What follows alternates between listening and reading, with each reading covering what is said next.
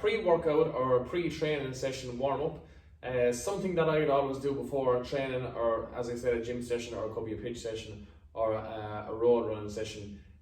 Definitely way more beneficial than just going out and saying, sure, I'll stretch up the road, or I'll just run on here, the legs will loosen out, okay? Just give it 5-6 minutes with 5 exercises, and you'll thank your body after the session, okay? So it's only after you'll feel like, gee, the hips didn't feel too sore after that session. It was because of the work you've done beforehand to prep the hips and prep the hamstrings, quads, lower back, so on and so forth for that session.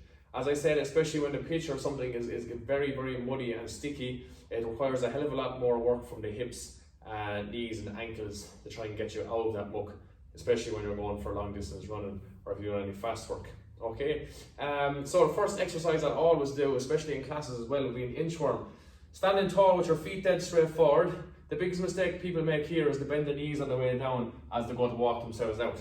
Okay, so keep the legs dead steady. Go right down as if you're stretching your toes, or stretch your hamstrings to touch your toes. Then inch your hands out along the mat or out along the ground.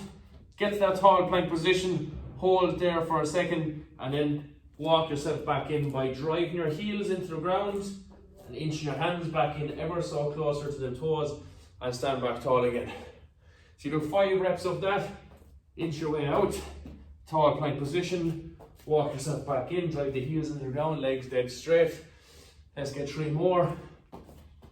Just to that tall plank position, hold for the split second, drive yourself back into it, legs straight, stand tall, go again. Tall plank position, hold for that second, warm up the core and the shoulders as well while you're in that movement. Last one. That's it, and back up nice and tall. Good. Second exercise I do will be a world's greatest stretch. I'm going to take a big lunge out with my left leg, 2 hands inside my left leg here. My right leg is nice and straight at the back. From this position, I'm going to try and get my left elbow as close as I can down towards the ground and rotate out over my left leg, up towards the ceiling. Follow my hand with my eyes as I rock it up around towards the ceiling for 5 reps each side. One more. There we go. Stand tall, switch over. Right leg, lunge it forward. 2 hands inside my right leg. Right elbow is what I'm going to work on. Get it down close to the ground. Really trying to open up this hip capsule. Rotate and follow with my eyes. 2. 3. You can feel yourself getting a small bit closer to the ground each time. 4. 5. Good stuff. World's greatest stretch is done. Now we're popping onto our 90-90 position. So pop down on the ground, the pitch, or wherever you are. Front leg at 90, back leg at 90. Hold that position for a split second. Lean out over that knee. Feel a stretch into the glute. And then keep your heels on the ground. Rotate the knees across the body. Lean over into the far side. Down over the knee. Feel a stretch into the glute on the ground. Rotate back. And go again. So just rotating left and right for 5 stretches on each side, so 10 rotations in total. Getting an internal and external rotation of the hip capsules as you're rotating along here.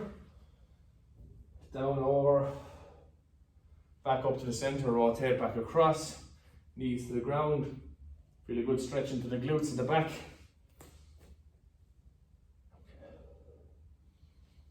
That's it, rotate back across. 1 more each side. Chest to knee.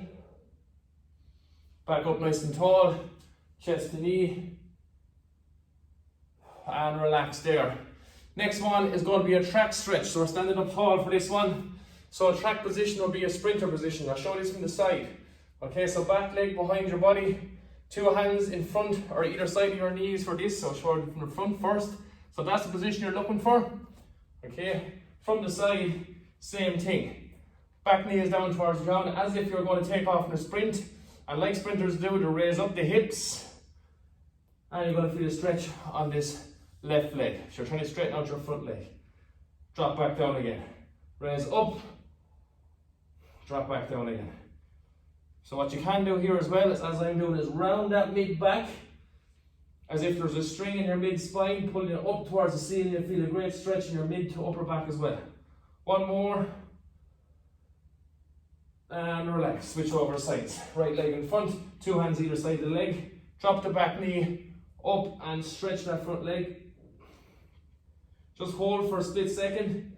3, 2, 1, down, up. Last 2. Last 1. Big push back up, try and straighten out that front leg as much as you can. And relax there. Good work. Next exercise. Our last one is our deep squat rotation. Okay, so like we did in the static stretch in the video, legs out good and wide, drop down nice and low, elbows inside your knees. But this time, as I rotate towards the sky with my right hand, I'm pushing my left knee out. So I'm going 1. Reverse rolls, right leg pushes out, left towards the sky. 2, 3, 4, 5, so right up towards the sky. 6, 7, 8, 9, 10, and relax. Good work. There's 5 minutes, 5 to 6 minutes of your dynamic stretching for the hips, hamstrings, quads. The whole lot should be warmed up, and the heart rate should be elevated that small bit more, so you can start into initiating that warm up, the next warm up phase. Okay, so that's your standard warm up that I'd always do before a gym or a running session on the pitch.